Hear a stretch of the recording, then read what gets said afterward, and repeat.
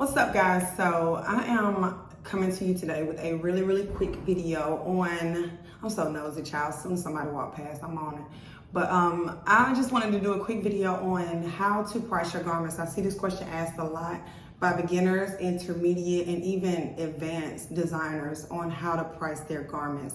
It's no right or wrong answer to it, but I just wanted to give a little insight on how I used to price my garments and how I price my garments now, what makes sense, helping you figure out your skill level so you can price correctly. Yeah, it's pretty simple. Like I said, I see it a lot. I see it a whole lot. Everybody's confused, so I'm gonna unconfuse you, child. Okay, so first I'm gonna get into the breakdown of how I used to price my garments. And I actually saw this in the group that I'm in that I always talk about. And it's a basic formula that I used to use, and it is, and I'll put it up here or up here, wherever. The cost of your materials.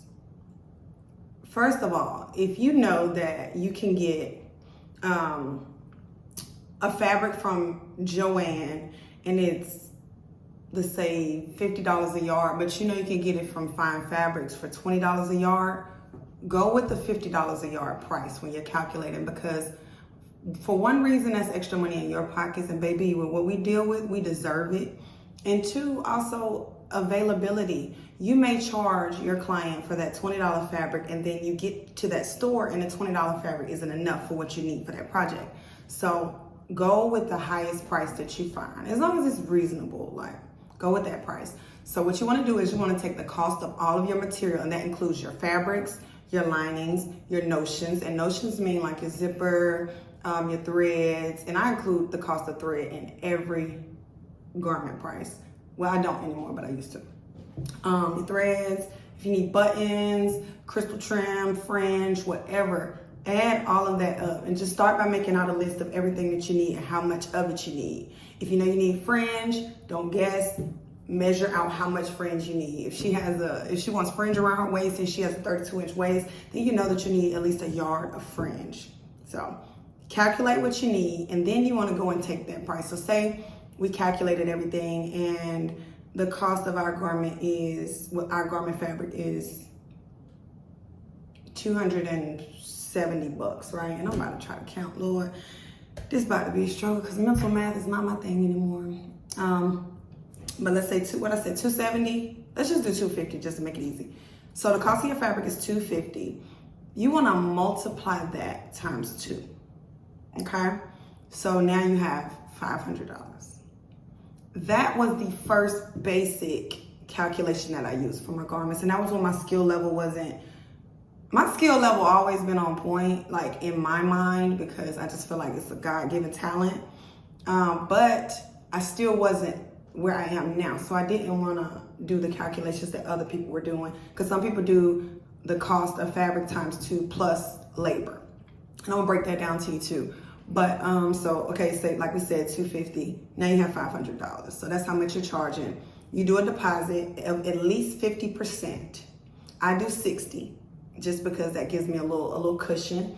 But at least 50%. So your front end, as a beginner, will be covering your materials, your fabrics, and then your back end, which is your remainder, will be money in your pocket for your time and your effort. So that's one way. Another way, like I said, is doing cost of fabrics and notions times 2 plus your labor. So let's say we got the 250 times 2, which is the 500, and then we have, let's say you charge $20 an hour for your time. So then you know this garment would take about 10 hours. So that's $200. So that would be $700 being charged for that garment, and your 50% deposit will be $350. So that'll cover your $250 for fabric, and then you have a little extra in your pocket as well, if that makes sense.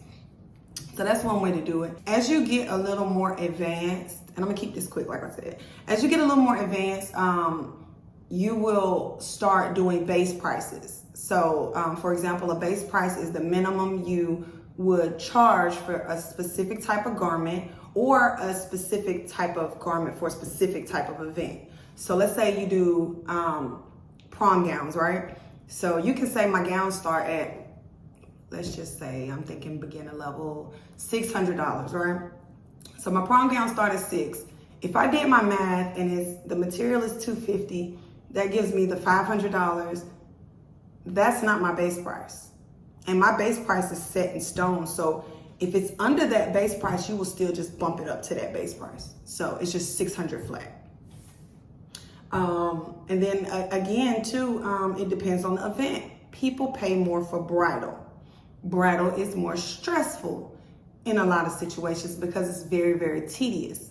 It's just a lot of pressure that comes along with this. So brides anticipate paying more for their wedding gowns anyway. Even if you go in a store, you're gonna pay the big bucks. So if somebody reaches out for a gown for prom and your base price is $600, then that's how much you'll charge them for that basic design. If a bride reaches out, and people will say this is unfair, but it's not, it's business. If a bride reaches out and wants that same gown in white for her wedding, but your base price on your bridal is $900, you're not charging her $600 just because it's that same style. You're charging her $900. You pay more for bridal fabrics. Like I said, it's more stressful. It's more stressful, so that's what you're charging her. So if your calculation comes out to lower than your base price, always charge your base price. Never go below that. Unless it's just a situation where you just, somebody says, hey, I really want to shop with you, but I don't have it, and you're like me. Sometimes they get me, child, with the little tear jerkers. And I be like, okay, you know what do you have? And we'll work with it.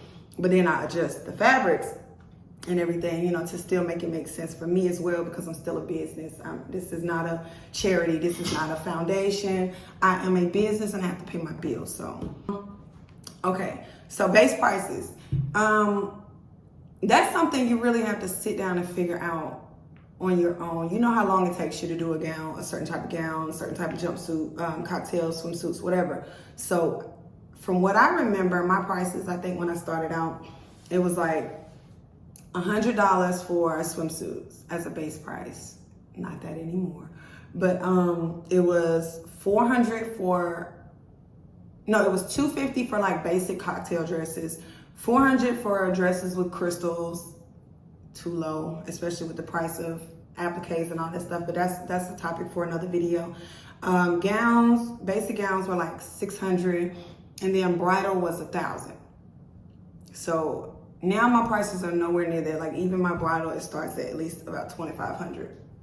But you got to get there. If you are already there, then you shouldn't charge less than, I would say, $1,500 for a bridal gown, and that's for a basic gown. And always be fair with your pricing. Like, you really have to take into account your skill level. You have to take into account the materials. I mean, not the materials, the tools and equipment that you have. Okay, for example, when I had my basic commercial sewing machine from Joann, my stitches, they were good. Like, I always take my time with my work, but they weren't as precise and, I guess, store ready as my work is now that I have the Juki Industrial.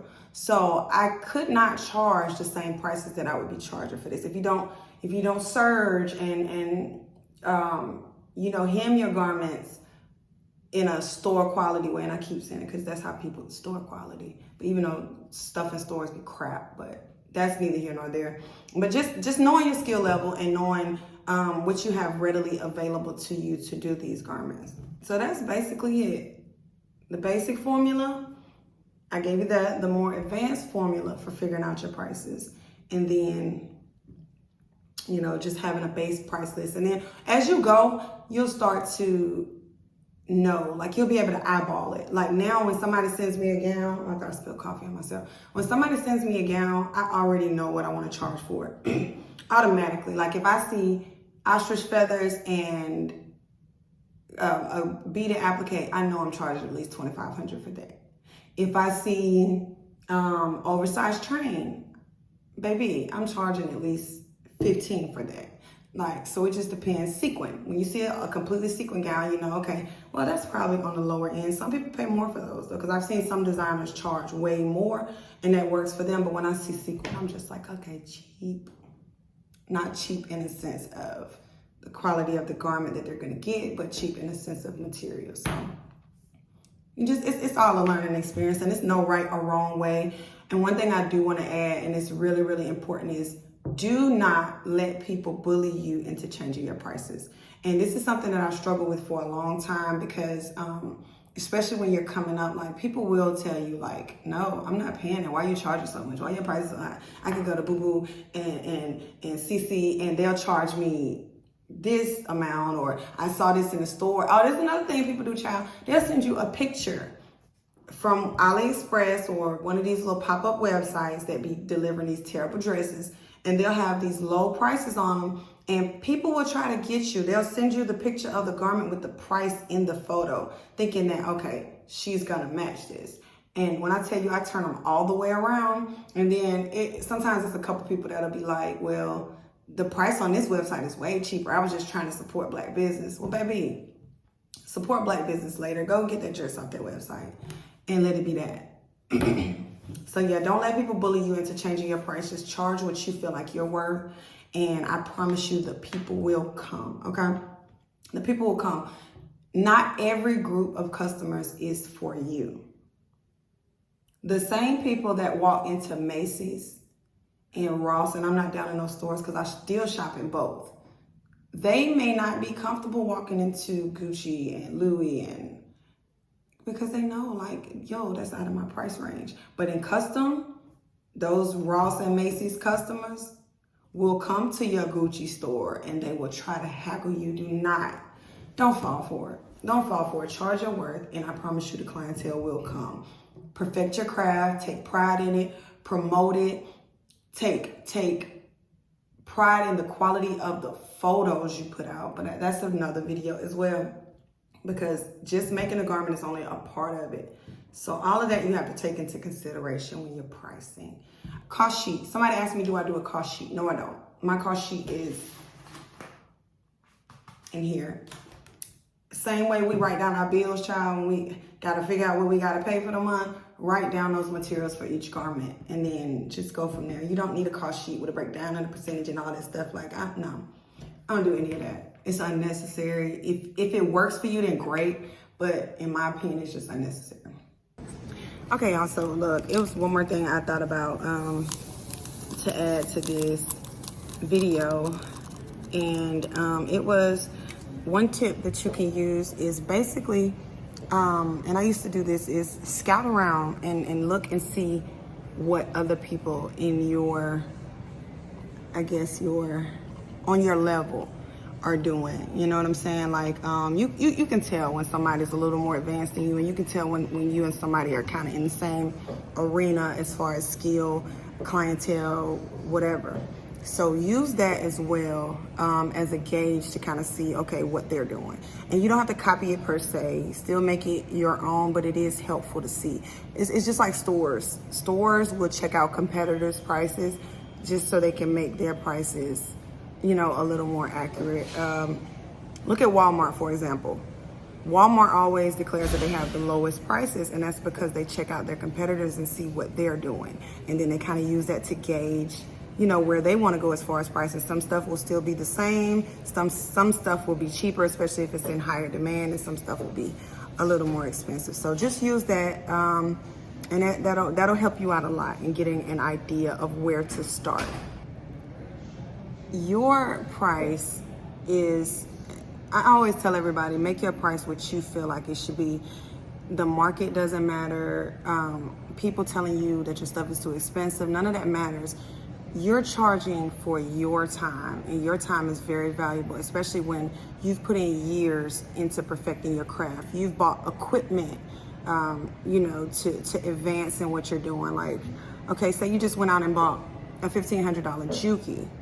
Now you have to make that money up. Let's just say you took courses, online courses that you paid for. You have to factor all of that in when you're determining your prices. People are not just paying for the product, they're also paying for your expertise.